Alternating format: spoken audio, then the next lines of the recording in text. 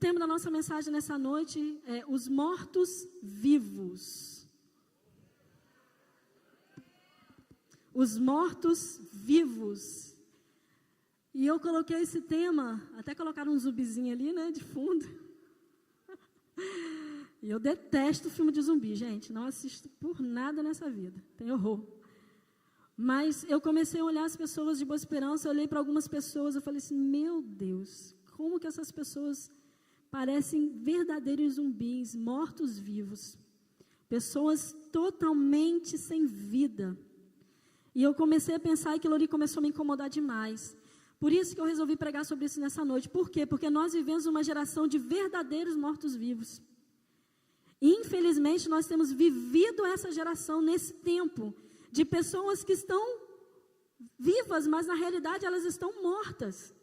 Elas só estão andando e respirando, mas na realidade elas já estão mortas. Então, quando nós passamos pelas ruas, e eu não estou falando só de Boa Esperança, eu estou falando de uma realidade que é geral, como que isso é uma verdade? Como que a gente pode ver isso de todos os lados? Então, pessoas mortas em seus delitos, em seus pecados, nas suas paixões, mortas emocionalmente, mortas espiritualmente, pessoas aprisionadas pelo diabo de uma forma assim, terrível. Lá em Apocalipse capítulo 21, versículo 8, diz assim, mas os covardes, os incrédulos, depravados, assassinos, os que cometem imoralidade sexual, os que praticam feitiçaria, os idólatras e todos os mentirosos, o lugar deles será no lago de fogo que arde com enxofre. Esta é a segunda morte. Eu comecei a ver essas pessoas andando pelas ruas. Falei, meu Deus, tudo que a Bíblia fala, e essas pessoas estão vivendo essa realidade, essa verdade. Então, muitas dessas pessoas até têm medo da morte, têm medo de morrer, mas elas nem sabem que elas já estão mortas. Elas já não têm vida, aliás, elas nunca tiveram uma vida. Elas já estão mortas. E isso, irmãos, é muito triste a gente chegar a uma conclusão dessa, chegar a uma realidade dessa. Na realidade, elas estão vivendo como zumbis. Para quem gosta de filme de zumbi, sabe muito bem como é que é zumbi. Elas estão vivendo esse tipo de vida. Simplesmente mortas. Mas quais verdades que a palavra de Deus nos fala sobre isso, sobre morte e sobre vida? Eu escolhi 3 nessa noite para que a gente pudesse pensar juntos aqui de acordo com a palavra de Deus. E a primeira dela, primeira verdade, é que todos nós já nascemos mortos. Gênesis 2:17 diz assim, mas não coma da árvore do conhecimento do bem e do mal, porque no dia em que dela comer, certamente você morrerá. Então, todos nós que nascemos depois de Adão, todos nós já nascemos mortos. Já nascemos com o nosso pezinho lá na cova. Já nascemos, já condenados à morte. Todos nós já nascemos condenados à morte. E isso é uma realidade para todo ser humano. Ninguém vai escapulir e ninguém vai conseguir escapar dessa realidade. Então, essa sentença é uma sentença que ninguém pode escapar. Lá em Salmos, capítulo 89, versículo 48, diz o que, irmãos? Então, que homem pode viver e não ver a morte?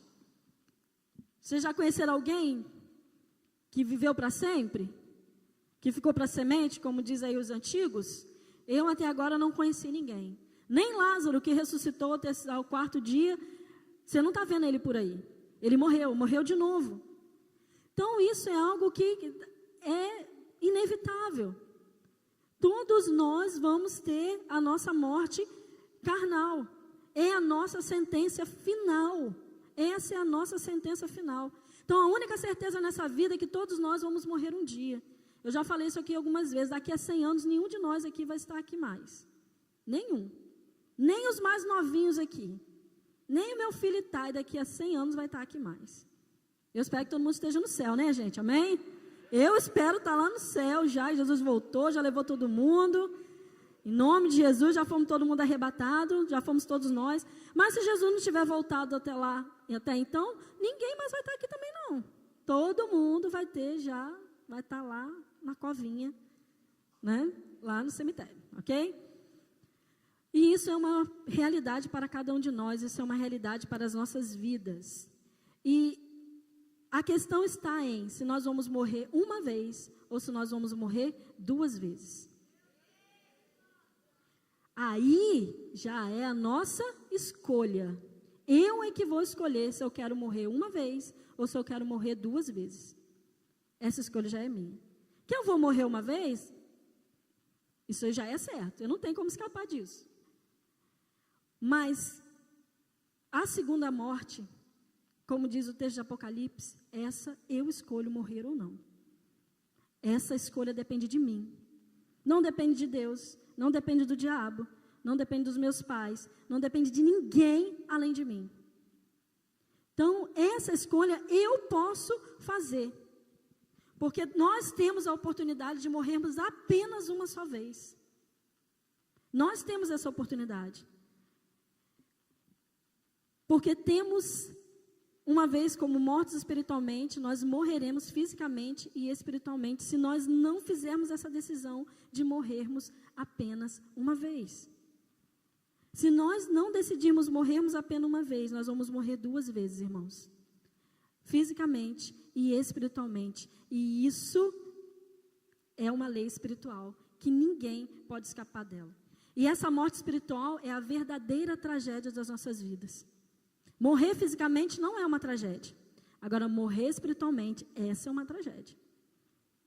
Esse é um problema sério para a gente. Porque uma vez mortos espiritualmente, a nossa casa vai ser no inferno. E eu tenho certeza que aqui ninguém quer ir para o inferno, amém? Amém, gente? Espero que aqui ninguém queira ir para o inferno. Então, muitos vivem como se Deus e o diabo não existissem, se esquecem da verdadeira razão, do verdadeiro propósito de estarmos aqui nessa terra. Então, nós temos vivido essa geração sem objetivo, sem propósito, sem nenhum alvo, como se Deus não existisse e como se o diabo também não existisse. Porque a nossa atualidade, filmes, séries, tudo quanto é coisa que você lê aí na internet, todas as informações que nós temos acesso, sempre vão querer convencer você que o diabo não existe. Sempre vão querer convencer você que o inferno não existe. Sempre vão querer convencer você que tudo isso é uma bobagem. Que tudo isso é uma historinha. Que tudo isso é uma invenção humana. Mas essa é a melhor maneira que o diabo tem para levar as pessoas para o inferno. Porque quando as pessoas não acreditam nele, que ele existe e que ele está aqui com um propósito de levar cada vez mais pessoas para o inferno, se as pessoas não acreditarem nisso, aí sim que elas vão para o inferno. É a história perfeita que o diabo tem. É a maneira perfeita que o diabo tem, é enganando as pessoas que ele não existe. E tem muita gente achando que o diabo não existe. Tem muita gente vivendo como se o diabo não existisse, como se o inferno não existisse, como se a morte espiritual não existisse. Por que eu estou dizendo isso? Exatamente pela quantidade de pessoas que nós temos vistos que estão mortas espiritualmente. Estão completamente mortas, sem nenhum propósito, sem nenhum objetivo, sem nenhum alvo, sem ter Deus em suas vidas.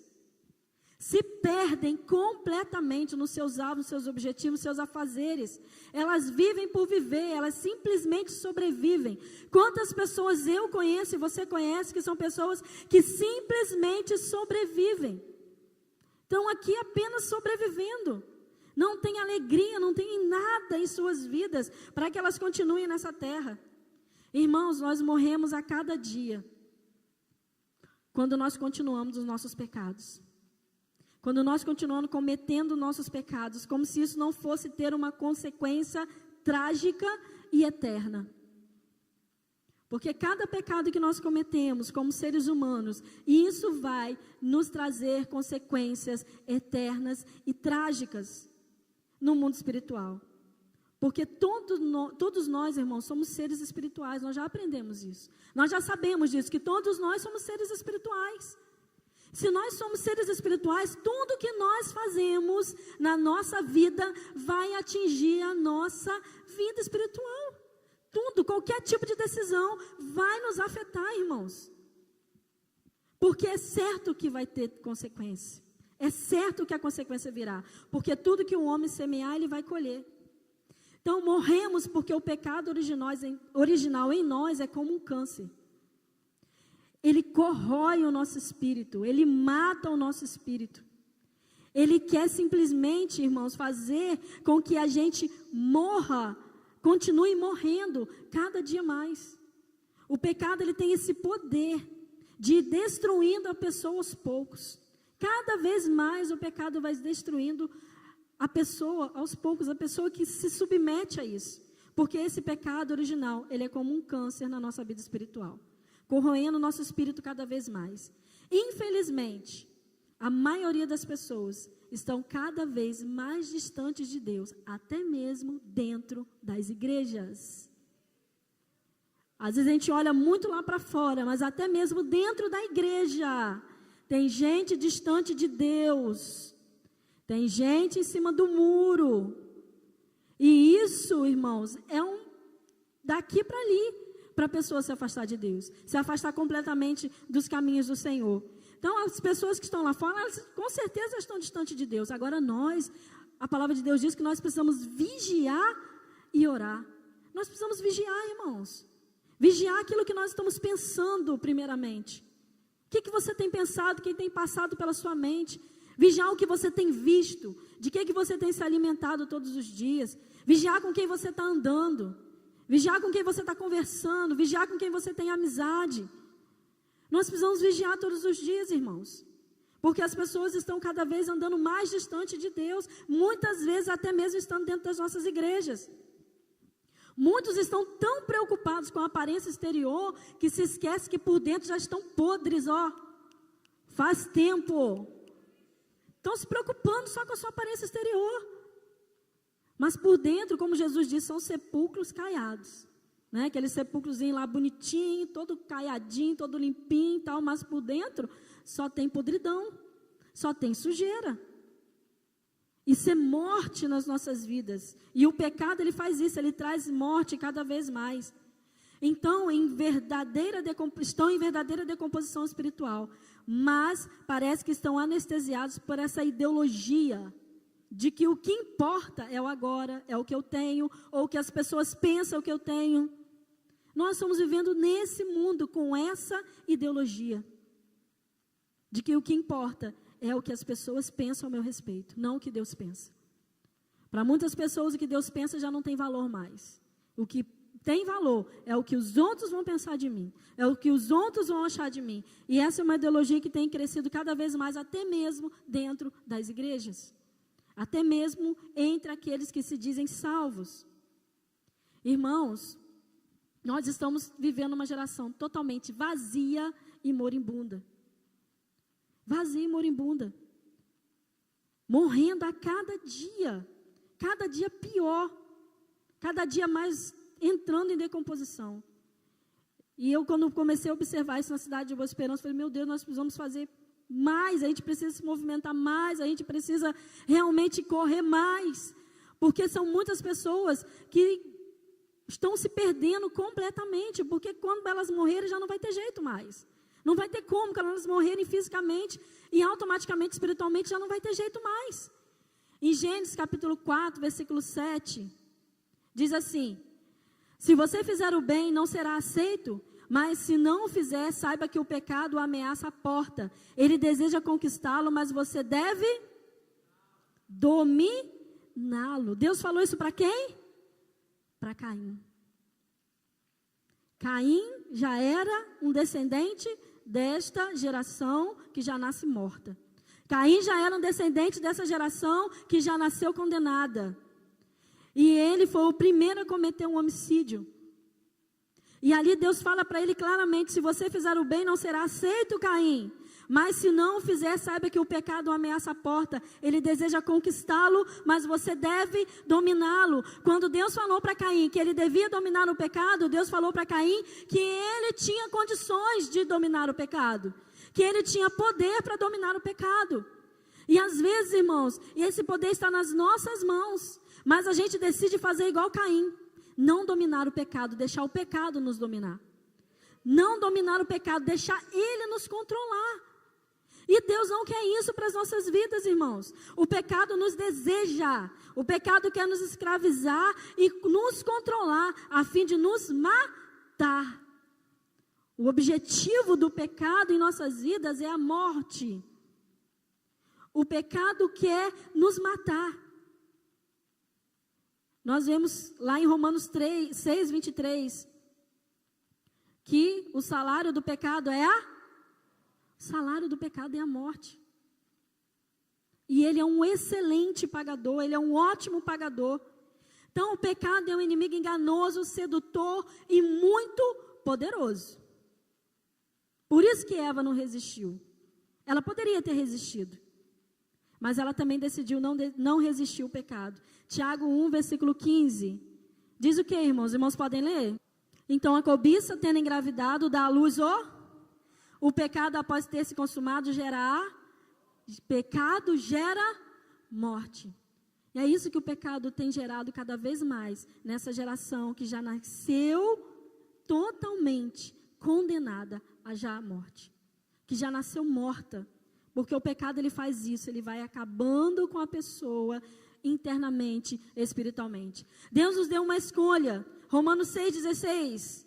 Não sabem que quando vocês se oferecem a alguém para lhe obedecer como escravos, tornam-se escravos daquele a quem obedecem? Escravos do pecado que leva à morte ou da obediência que leva à justiça?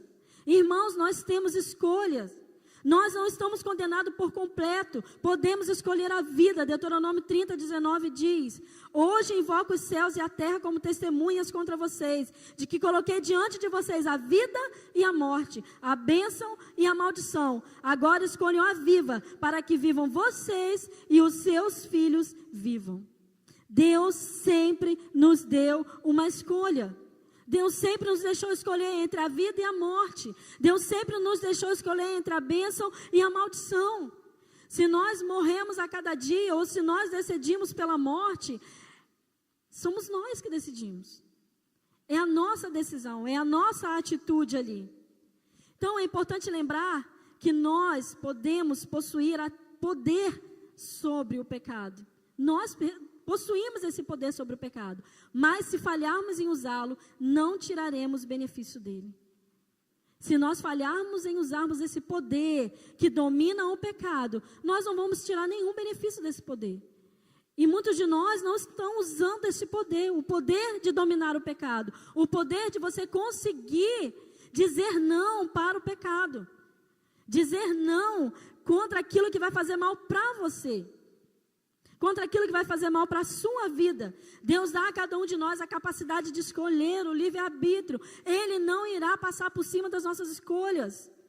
Às vezes a gente olha pessoas perguntando: por que Deus está acontecendo isso comigo? Ou aquilo, ou não sei o quê. Irmãos, Deus não vai passar por cima das nossas escolhas. Deus não vai passar por cima das nossas decisões.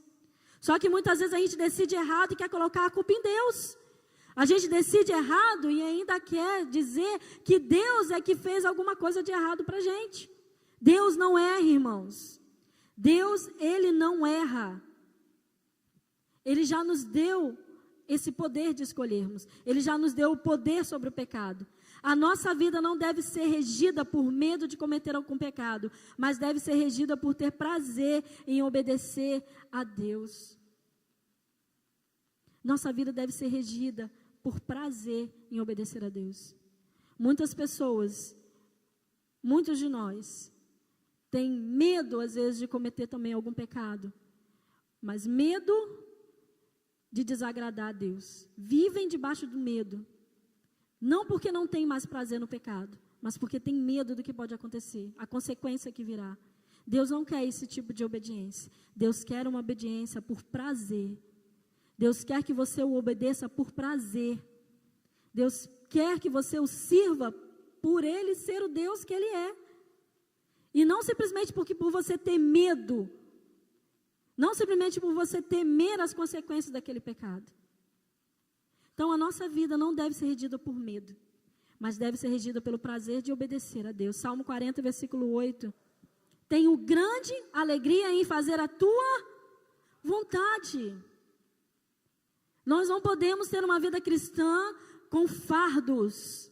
Nós não podemos viver uma vida cristã com medo de Deus nos castigar, com medo do que vai acontecer se a gente cair. Não deve ser isso a nossa motivação para não pecar, não deve ser essa a nossa motivação para não pecar. A nossa motivação para não pecar deve ser o nosso prazer em obedecer a Deus.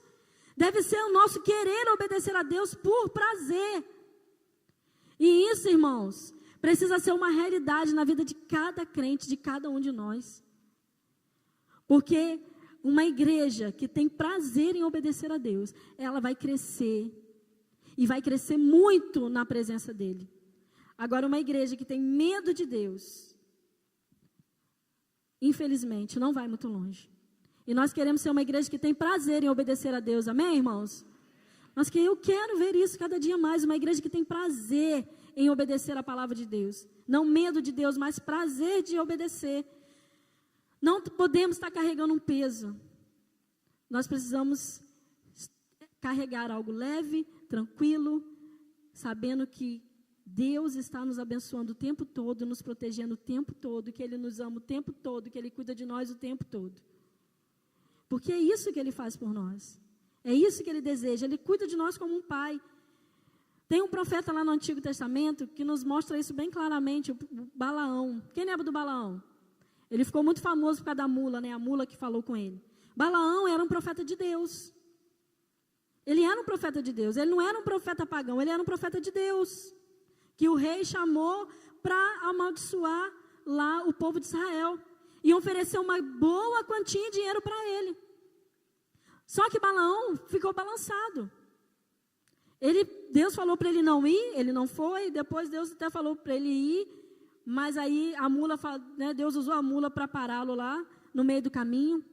Mas o que eu quero te explicar com essa história de Balaão? É isso que acontece com muitos crentes hoje. Balaão, ele não desobedeceu a Deus. Ele obedeceu a Deus, mas não com prazer. Ele não teve prazer na obediência. Ele só não foi porque Deus disse que não ia. Mas por ele iria. Por ele iria lá e amaldiçoar o povo de Israel, ia ganhar aquela grana. Por ele queria ir. Ele não obedeceu com o coração, ele obedeceu por obrigação. E nós não podemos obedecer ao nosso Deus por obrigação. Deus não quer obediência por obrigação, Deus quer obediência por prazer. Então até são obedientes muitos crentes, mas não sentem um pingo de prazer em obedecer a Deus.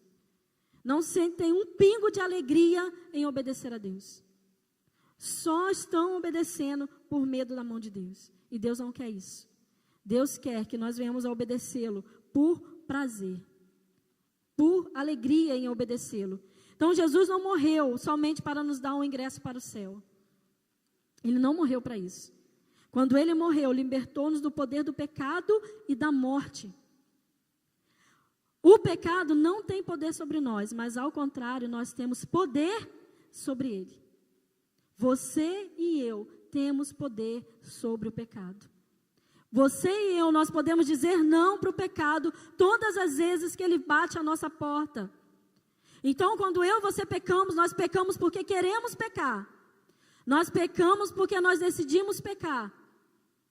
Nós morremos porque nós decidimos morrer. Porque Deus já nos deu essa opção de pela vida ou pela morte. Deus já nos deu essa escolha de vivermos ou de morrermos. Ele já deixou isso bem claro para nós na sua palavra. Então a nossa decisão é que vai contar. Aquilo que eu decido é que vai contar. Então o que você tem decidido? Viver ou morrer? Pecar ou obedecer?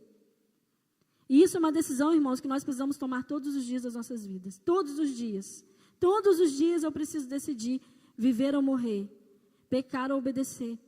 Porque todos os dias o pecado bate à minha porta, de alguma forma. Todos os dias. O diabo me tenta para mentir. O diabo me tenta para fingir. O diabo muitas vezes me tenta para roubar. O diabo me tenta para adulterar. O diabo nos tenta de várias formas, irmãos. Todos os dias. Os nossos olhos. O diabo nos tenta na parte moral. Ele nos tenta todos os dias. Agora nós é que vamos dizer não para o pecado. Agora, nós é que vamos dizer para o pecado que ele não tem vez mais nas nossas vidas. Isso cabe a nós, é a nossa decisão. Nós é que precisamos decidir. Então, a primeira verdade, irmãos, que nós podemos ver é que nós já nascemos mortos para Deus. Nós já nascemos mortos para Deus. Nós já nascemos condenados. Nós já temos lá nossa sentença de morte já assinada lá na mãozinha do diabo. Agora, a segunda verdade sobre vida e sobre morte, ou sobre morte e sobre vida, que nós precisamos da graça de Deus para recebermos vida, amém? Nós precisamos da graça de Deus para recebermos a vida de Deus. Efésios 2:8 diz o que, irmão? Então, nós precisamos dessa graça, porque nós somos salvos por meio da graça, por meio da fé, e isso não vem de nós, mas vem de Deus. Nós precisamos da graça de Deus para não vivermos uma vida de zumbis. Porque sem a graça de Deus nós vamos viver verdadeiros ou morrer verdadeiros mortos-vivos. Então, por causa do amor, do seu amor e da sua misericórdia extravagante, Ele quer estender a graça dEle para todas as pessoas por meio da vida dEle. Por meio da vida do próprio Senhor Jesus. A graça foi o engenhoso plano de Deus para redimir a sua criação. Já estava tudo nos planos. Para trazer as pessoas de volta da morte e derrotar o inimigo da nossa alma, que é o diabo, que é a morte, que é o pecado. Já estava tudo pronto, já estava tudo preparado, amém, irmãos? E isso é motivo de alegria, isso é motivo de exaltação, isso é motivo de adoração ao nosso Deus, porque Deus já tinha tudo preparado. E isso não foi ideia minha, não foi ideia sua, foi ideia do próprio Deus. A graça não é algo que você e eu pudéssemos inventar, seria impossível, porque ela exige somente do doador da vida, e esse doador é Deus, e esse doador é Jesus, e exige totalmente dele. A graça falsa é o nosso padrão de funcionamento, porque é algo que nós mesmos construímos. Você sabia que nós inventamos a graça falsa? Nós inventamos a graça falsa. Como é que funciona a graça falsa? Eu faço coisas boas, Deus me recompensa e eu fico feliz. Faço coisas ruins, Deus fica irritado e eu fico triste. Essa é a graça falsa. Porque nada que nós venhamos a fazer diminui Deus ou acrescenta Deus em nada. Muitas pessoas acham que com seu pecado podem fazer mal a Deus. O seu pecado só faz mal a você mesmo. Seu pecado não faz nada em Deus, não modifica nada em Deus, porque Deus é imutável. Ele continua o mesmo. A única coisa que muda quando você peca é em você. A única coisa que muda é na sua vida. Então, eu faço coisas boas, Deus me recompensa, eu fico feliz. Isso é uma graça falsa. Ou se eu faço coisas ruins, Deus fica irritado e aí eu fico triste. Deus não é assim. Deus não pensa dessa forma. Irmãos, tentarei fazer coisas boas para que eu possa ser feliz? Claro que não. Está totalmente errado. Nosso Pai quer que venhamos a Ele por amor, porque queremos um relacionamento íntimo com Ele. É isso que Deus deseja de cada um de nós, um relacionamento íntimo, intimidade, relacionamento. Deus não quer simplesmente essa cultura que era a cultura do Deus pagão. Os deuses pagãos que funcionam assim. O nosso Deus não. O nosso Deus, Ele nos ama independente daquilo que nós façamos. Lembrando que aquilo que nós fazemos afeta a nossa vida. Afeta o nosso relacionamento com Ele, não dele com a gente. Porque quando nós pecamos, somos nós que nos afastamos de Deus. Deus continua no mesmo lugar, Ele não se afasta 1 centímetro de nós. Nós é que nos envergonhamos, assim como Adão lá no Jardim do Éden, assim como Eva lá no Jardim do Éden se afasta de Deus. Adão e Eva, eles tinham um relacionamento com Deus todos os dias. Eles eram discipulados por Deus todos os dias, na virada da tarde, na virada do dia. Eles tinham um encontro com Deus. E engraçado que esse discipulado, Adão não tinha nada para falar, não tinha pecado. O que Adão ia falar? Prestação de conta? Não tinha. Mas era Deus se revelando a Adão todos os dias. Era Deus se revelando para Adão aquilo que ele queria, a vontade dele. Esse era o tipo de relacionamento que eles tinham. E Deus quer ter esse mesmo relacionamento conosco, um relacionamento de intimidade, em que Ele vai se revelar a nós, amém, irmãos? Como que nós precisamos das revelações de Deus nas nossas vidas? Como que nós precisamos dessa intimidade com Deus em nossas vidas? Se eu e você vivemos para agradar a Deus com o propósito de fazê-lo fazer coisas para a gente, esse relacionamento é um relacionamento raso.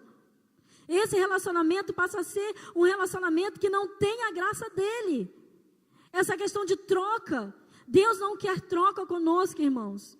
Deus não é um Deus de troca, eu dou a Ele e Ele vai me dar. Isso não existe. Deus não deseja isso. Em algum momento, se nós continuarmos assim, nós vamos nos sentir abandonados por Deus. Por quê? Porque Deus não age dessa forma. Não é assim que Ele age. E isso é terrível, porque tem muitas pessoas ainda agindo com Deus dessa forma, na base da troca. Eu faço para Deus e Ele me dá de volta. Eu sou bonzinho e Ele vai me abençoar. Eu vou andar direitinho e Ele vai me abençoar. Eu ando direitinho porque Ele já me abençoou. Eu tenho relacionamento com Deus porque Ele já me abençoou. Eu não faço para Ele me abençoar. Eu faço porque Ele já me abençoou. Porque Ele já me salvou. Porque Ele já me deu a graça dEle. Porque eu já tenho a salvação. Então eu faço por e não para. Mas tem muitos ainda que infelizmente fazem para receber algo de Deus. Irmãos, Deus não existe para fazer com que nós nos sintamos melhor. Deus não existe para isso. Tem muita gente que segue a Deus para se sentir melhor. Esquece. Jesus disse que no mundo tereis aflições, tribulações, problema. Vai ter, não vai deixar de ter não. Então, se nós estamos na presença de Deus para nos sentirmos melhores ou nos sentirmos felizes, isso é uma ilusão. Porque Deus não está na nossa vida para isso. Isso pode ser até uma consequência. Mas Deus não está para nos fazer sentirmos melhores. Isso aí é terapia, é outra linha. Então, quando nós entendemos a graça de Deus, quando nós entendemos aquilo que Deus quer para a gente realmente vai entender o nosso propósito nessa vida, o nosso propósito, a nossa função nessa terra. Propósito e significado para nossas vidas vem por abraçarmos a graça de Deus, por aceitarmos a graça de Deus, aquilo que Deus tem para a gente. Então a graça de Deus costuma vir muitas vezes, sabe como? Embrulhada num problema, numa dificuldade. Aí a gente se desperta para a graça de Deus. E isso é muito sério, irmãos. Porque a graça de Deus só vai ser realmente aplicada em nossas vidas, só vai ser uma realidade em nossas vidas quando nós realmente nos arrependermos dos nossos pecados. Quando nós realmente nos arrependermos daquilo que nós temos feito, que não é da vontade de Deus. Aquilo que tem nos afastado da presença dEle. Aquilo que tem feito com que nós não façamos aquilo que Ele quer que nós façamos. Porque tem muita gente também, irmãos, que o que acontece? Muitos acabam fazendo ou não fazem aquilo que Deus não quer que faça. Mas não fazem aquilo que Deus quer que eles façam. Deu para vocês entenderem? Deu? Tem muita gente que acaba vivendo assim. Até não faz o que Deus não quer que você faça. Né? Não vai, não adultera, não fornica, ou não mente, ou não rouba, ou não mata ninguém. Né? Até não faz aquilo que Deus não deseja que você faça. Mas também não faz aquilo que Deus quer que você faça. E o que Deus quer que nós façamos, irmãos? O que Deus deseja da vida de cada um de nós? O que Deus quer da vida de cada um de nós? É algo que a gente precisa pensar todos os dias das nossas vidas. Aquilo que Deus deseja das nossas vidas. Nós não podemos ter uma vida cristã que vem para a igreja e senta, e ouve, e recebe, mas não faz nada com aquilo que está recebendo. Não faz nada com aquilo que está ouvindo da parte do Senhor. Precisa ter uma reação. Precisa ter uma prática. Porque o ensino sem prática quer dizer que você não aprendeu nada. E nós precisamos viver uma vida cristã que realmente faça sentido, que realmente vai transformar a vida de outras pessoas. Porque para que eu quero a graça, se eu não vou também dar essa graça para outras pessoas? Para que eu quero uma salvação que eu não vou dar a outra pessoa? Então, nós só vamos ter uma boa esperança totalmente viva, uma boa esperança totalmente salva, uma boa esperança totalmente transformada pelo poder de Deus, quando nós entendermos o papel de cada um. Quando eu entender meu papel, quando você entender o seu papel. Porque a igreja de Jesus é que tem essa responsabilidade. Amém, irmãos? Vira para o seu irmão aí e fala que é sua responsabilidade. Agora fala assim, é minha responsabilidade. Precisamos da graça de Deus para nós termos vida. Porque sem ela nós vamos continuar mortos. Aqui eu espero, né, que a grande maioria já tem a graça de Deus, amém? Mas tem uma boa esperança que a grande maioria não tem. Tem uma cidade inteira que tem mais mortos do que vivos. Uma cidade inteira que está esperando, precisa de vida.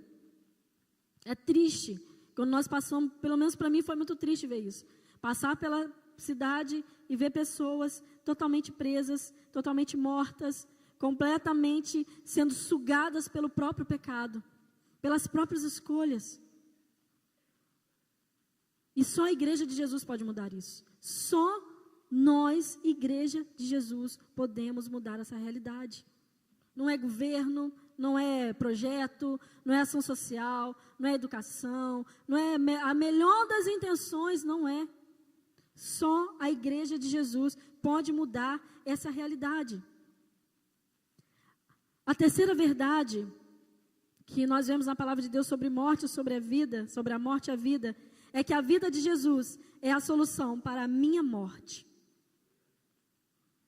A vida de Jesus é a única solução para a minha morte, para a sua morte. João 3,16, vamos falar junto? Deus amou o mundo de tal maneira que deu seu único filho para morrer em nosso lugar, amém? Para que todo aquele que nele crê não, mas tenha a vida eterna. Quando João 3,16 fala para que não pereça, está reforçando exatamente essa verdade, que todos que não têm Jesus estão mortos, que todos nós já nascemos mortos, condenados para a morte. Romanos 6:23, porque o salário do pecado é a morte, mas ao contrário o dom gratuito de Deus é a vida eterna. O que Deus tem para a gente é a vida eterna, é vida em Jesus. Então tem solução para a morte, porque Jesus é a vida. Jesus é o caminho, a verdade e a vida. Então tem solução para essas pessoas, porque teve solução para a gente, amém? Porque você também estava morto nos seus pecados, nos seus delitos, nas suas dificuldades. Você também estava morto, mas hoje você está vivo, amém? Você está vivo, eu estou vivo por causa da graça de Jesus, por causa da vida de Jesus. João 11:25-26, diz o quê? Porque Jesus é a ressurreição e a vida. Jesus é a única solução para a nossa morte espiritual. É a única. E o verso ainda diz, ainda que você esteja morto, você viverá. Ainda que morto fisicamente, nós viveremos. Jesus foi o primeiro a ressuscitar. E nós vamos ressuscitar com Ele. Temos nossos corpos glorificados, temos nossos corpos totalmente transformados. E essa é a parte mais sensacional de todas. Por quê? Porque antes do homem pecar, Jesus já tinha um antídoto para o veneno do pecado. Antes do homem pecar, antes de acontecer tudo lá no Jardim do Éden, Deus já tinha um antídoto. A gente só não toma se a gente não quiser. A gente só não vai ter vida se a gente não quiser. Só teremos vida novamente se recebermos essa transfusão de vida que só Jesus pode doar. Só Jesus pode fazer essa transfusão. Jesus é o único doador compatível que nós temos. Não existe outro doador de vida. Tem muitas pessoas procurando em outros lugares. Procurando em religião, procurando em prazeres, procurando no pecado, procurando em pessoas, mas com certeza não estão achando. Porque o único doador compatível é Jesus Cristo. Ele é único, Ele é a única pessoa, Ele é o único que pode nos doar vida. E Ele é incrível, pois Ele está disposto a doar o seu sangue. Interessante que em toda a Bíblia, o significado para sangue é vida. Deus proíbe no Antigo Testamento comer sangue, porque o significado do sangue era vida. E aí quando vem para o Novo Testamento, porque o Novo Testamento é sombra do Antigo Testamento. Quando a gente vem para o Novo Testamento, a gente vê Jesus doando o seu próprio sangue, ou seja, a sua própria vida. Por isso que nós falamos que nós somos lavados e remidos pelo sangue de Jesus. Porque a vida, o sangue dele é a nossa vida. O sangue dele é o único que pode nos dar vida. E não é uma vidinha qualquer, né? É uma super vida. Não é uma vidinha qualquer. João 10:10 diz: o ladrão vem apenas para furtar, matar e destruir. Eu vim para que tenham vida e a tenham em... Irmãos, isso é muito sério. Por que eu estou falando que isso é muito sério? Jesus, ele veio nos dar a vida que foi tirada lá no jardim. Qual era a vida que Adão e Eva tinham no jardim? A gente acha que era uma vida boa, né? Era uma vida boa mesmo. Com certeza, uma vida boa demais. Eu creio nisso, porque a nossa no céu vai ser boa peça, gente. Eu creio nisso, que vai ser assim, prime, né? Em nome de Jesus. E a vida de Adão e Eva também era prime. Porque a vida deles era ter relacionamento com Deus. A vida deles era essa. Ter intimidade com Deus, ter relacionamento com Deus. E Deus quer nos dar essa vida de volta. Através do poder do sangue de Jesus. Mas a minha crise é que muitos não querem essa vida de volta. Muitos não querem desfrutar desse relacionamento com Deus.